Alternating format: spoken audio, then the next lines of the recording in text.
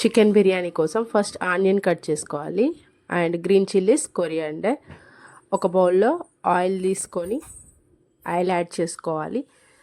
Oil heat ఎక్కాక onion add చేసుకోవాలి. ఆనియన్ని బాగా ఫ్రై చేసుకోవాలి. బ్రౌన్ కలర్ వచ్చే వరకు ఉంచాలి. కొంచెం షుగర్ కూడా యాడ్ చేసుకోవచ్చు. షుగర్ యాడ్ చేసుకుంటే మంచి కలర్ వస్తుంది ఆనియన్కి. ఈ లోపల చికెన్ వాష్ చేసి పెట్టుకోవాలి. కొంచెం సాల్ట్, లెమన్ వేసి వాష్ చేసి పెట్టుకోవాలి. దాంట్లోకి కారం, ఉప్పు, ధనియా powder, ginger garlic paste, lemon, కొంచెం ఆయిల్, కర్డ్ వేసి మిక్స్ చేసుకొని పెట్టుకోవాలి. మిక్స్ చేశాక దాన్ని హాఫ్ అన్ అవర్ డీప్ ఫ్రీజ్లో పెట్టుకోవాలి. హాఫ్ అన్ అవర్ తర్వాత తీసేసి యూస్ చేసుకోవచ్చు. ఒక బౌల్లో వాటర్ తీసుకొని దాంట్లో biryani masala, green chillies, coriander వేయాలి. Half an hour rice soak చేసుకొని పెట్టుకోవాలి. ఆ వాటర్ని బాయిల్ చేసుకోవాలి.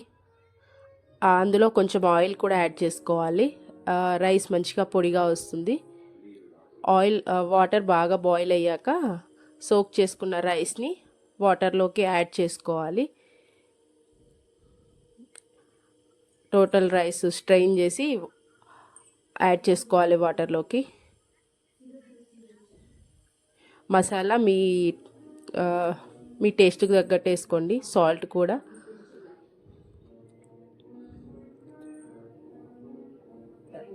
రైస్ మొత్తం యాడ్ చేసి బాయిల్ అయ్యే వరకు ఉంచాలి.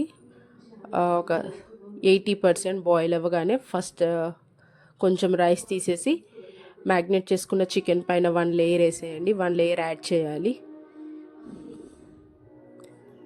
అగైన్ మళ్ళీ ఇంకా కొద్దిసేపు కుక్ చేసుకోవాలి రైస్. మళ్ళీ ఒక 20% కుక్ అయ్యాక 80% అయ్యాక మళ్ళీ ఇంకొక లేయర్ వేసుకోవాలి. అగైన్ ఇంకొక 10% కుక్ చేసుకొని రైస్ యాడ్ చేసేసుకోవాలి. పైనంగా బ్రౌన్ ఆనియన్, కొంచెం కొరియాండర్, గీ కూడా యాడ్ చేసుకోవాలి. అన్నీ యాడ్ చేసుకున్న తర్వాత కొంచెం వాటర్ కూడా యాడ్ చేసుకోవచ్చు. లైట్గా కుక్ చేసిన వాటరే, రైస్ తీసాకున్న వాటర్ కొంచెం లైట్గా యాడ్ చేసుకోవచ్చు కావాలనుకుంటే. అన్నీ యాడ్ చేశాక దమ్ పెట్టేసుకుంటే సరిపోతుంది. 20 minutes.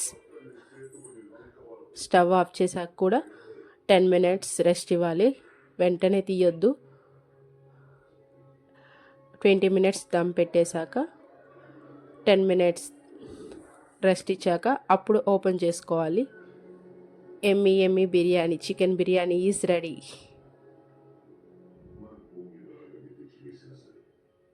ఒకసారి చెక్ చేసుకోవచ్చు చికెన్ కుక్ అయిందా లేదా, ఎలా వచ్చింది అనేది.